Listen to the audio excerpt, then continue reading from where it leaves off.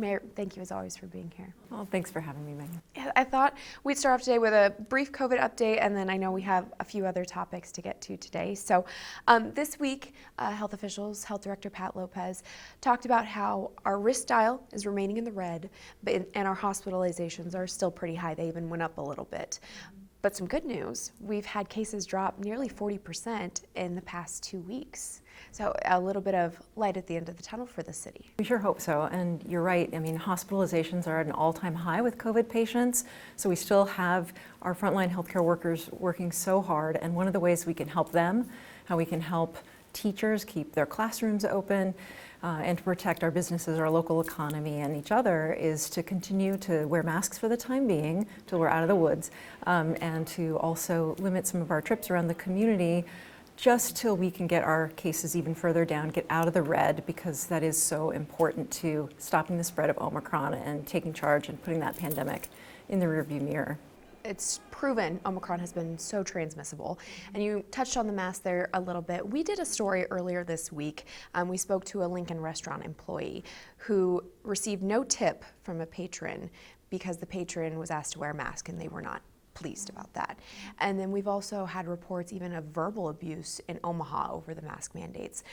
What is your message to those people? You know, it's not the restaurants making these decisions, but yet they're kind of taking some of that blunt I don't want to say abuse, but you know, right out in front of them. They're the ones that are having to deal with it.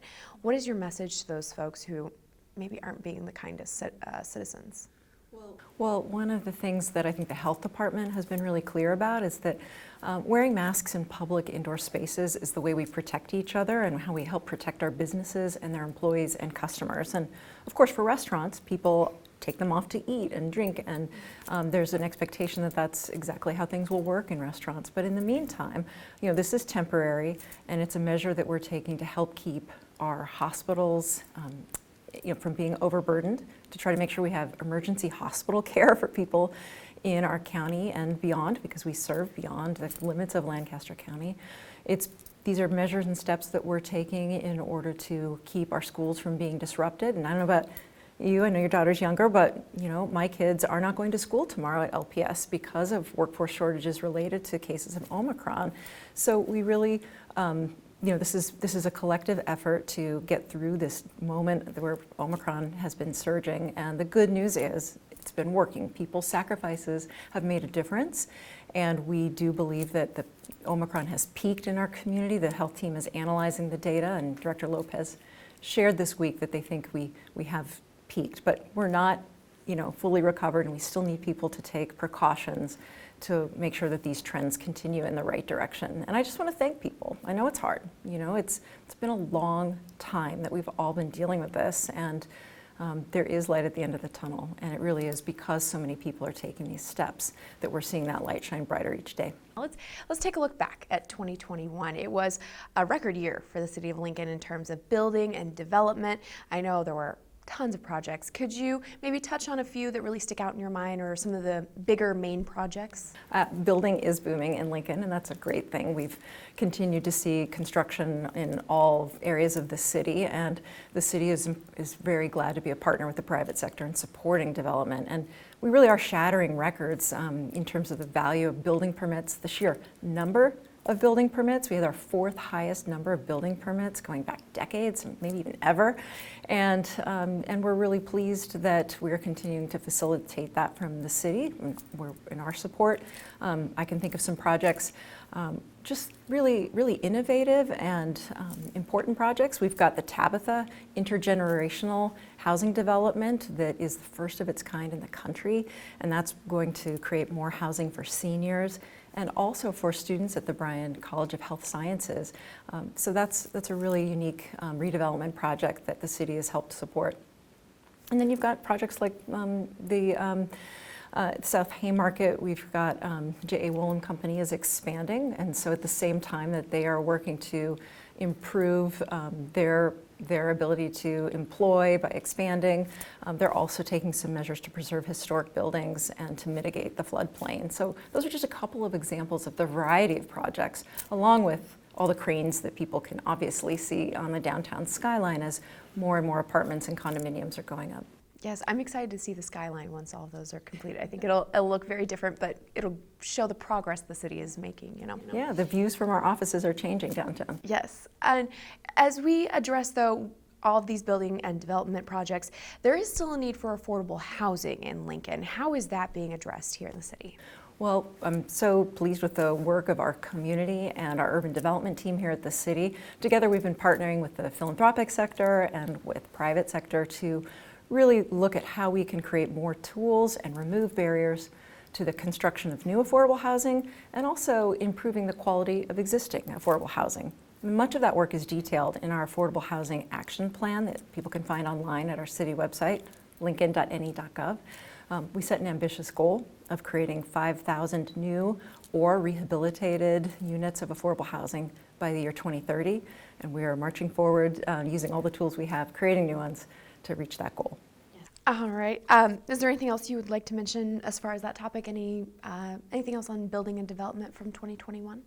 I think one of the more exciting developments recently we announced a few weeks ago was that we've worked with the private sector, with financial institutions, with the Community Foundation to expand the mission of our community development financial institution. It's called Community Development Resources.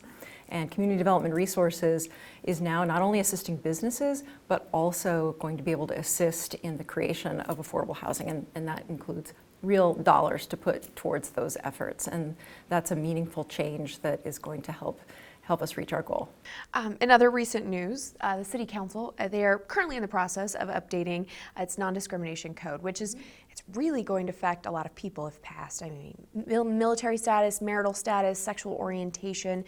For folks who maybe aren't familiar with that topic, could you kind of explain that to them and how that process is going with the council? Yeah, I'm really pleased with the council's leadership on this issue and our work to make Lincoln a more welcoming place, a place where everyone feels respected, everyone feels like they belong, and that can help us compete for workforce. I mean, no one can dispute the fact that everywhere you turn, people are competing, employers are competing for top talent. And that means not only recruiting people from other places, but retaining top talent here. And so we want to be a place where everyone feels like they can live and feel safe, grow their businesses, grow their careers. And that's really the big picture behind these updates to our non-discrimination code at the city. Once those changes are made, how do you plan to uphold the changes so that the discrimination doesn't keep happening? Well, when discrimination, if it occurs in our community, people can report that to our Lincoln Commission on Human Rights, which can investigate and help take action. So I would really encourage anyone who might be experiencing discrimination in our community today to contact the city and the Lincoln Commission on Human Rights specifically, because we want to help and we want to make sure that we can address that. Yeah, is there any other mention that you want to put about the Title 11? It's really showing the progress here in Lincoln as well. I feel like not only to the citizens here, but to the country, like you talk about bringing other people in from other places.